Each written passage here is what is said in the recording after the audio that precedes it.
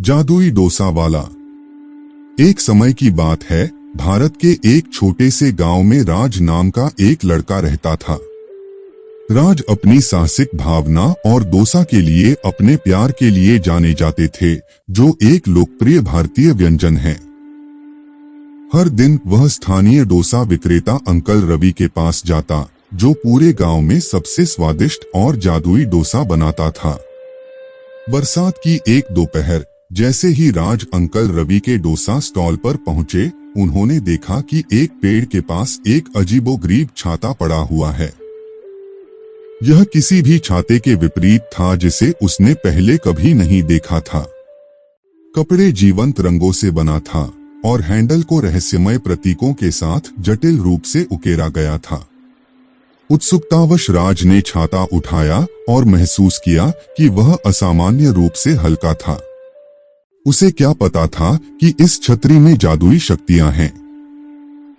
जैसे ही राज ने छाता खोला, वह कपड़े की सतह पर जादुई रूप से डोसा को देखकर हैरान रह गया। डोसे पूरी तरह से पके हुए थे और उनसे बहुत अच्छी महक आ रही थी। राज को अपनी आंखों पर विश्वास नहीं हो रहा था, लेकिन उसके पेट की गड़गड़ाहट ने पुष्टि की कि डोसा वास्तव में असली था। उत्साहित होकर राज ने अंकल रवि को बुलाया, जो इस नजारे से उतना ही चकित थे।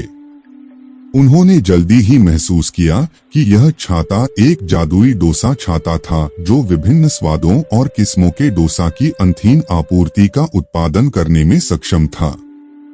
राज और चाचा रवि ने इस अद्भुत खोज को गुप्त रखने और ग्रामीणों की मदद करने के लिए इसका इस्तेमाल करने का फैसला किया।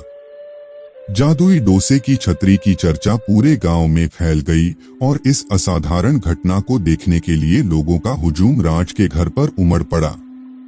राज और अंकल रवि छाता खोलेंगे और मसाला डोसा, प्याज डोसा और पनीर डोसा जैसे विभिन्न स्वादों के डोसे दिखाई देंगे। जादुई डोसा छाता गांव के लिए खुशी और प्रचुरता का प्रतीक बन गया। यह समुदाय को एक साथ लाया क्योंकि लोग स्वादिष्ट डोसा का आनंद लेने और कहानियों को साझा करने के लिए एकत्रित हुए।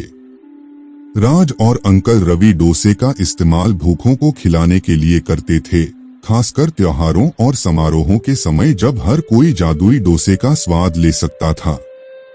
हालांकि राज को जल्द ही एहसास हो गया कि छतरी का जादू सिर्फ डोसा बनाने तक ही सीमित नहीं है। हैंडल के एक साधारण मोड़ के साथ छाता उसे और कुछ अन्य लोगों को अलग अलग जगहों पर ले जा सकता था। वे दूर दूर की जगहों पर जा सकते थे और असाधारण रोमांच का अनुभव कर सकते थे। सभी छतरी से रमणीय डोसा का आनंद ले रहे थे। राज और अंकल रवि अपने गांव में नायक बन गए। वे जहां भी गए खुशी और सद्भावना फैला रहे थे। जादुई डोसा छाता उनकी करुणा और उदारता का प्रतीक बन गया। आस पड़ोस के गांवों के लोग उनकी मदद लेने आए और राज और चाचा रवि ने खुशी खुशी छाते का आशीर्वाद दूसरों के साथ बांटा। जैसे जैसे समय बीतता गया, राज बूढ़ा होता गया और यह छत्र की विरासत को एक नए अभिभावक को सौंपने का समय था। उसे माया नाम की एक जवान लड़की मिली, जिसका दिल उसके जैसा ही था और डोसे के लिए प्यार करती थी।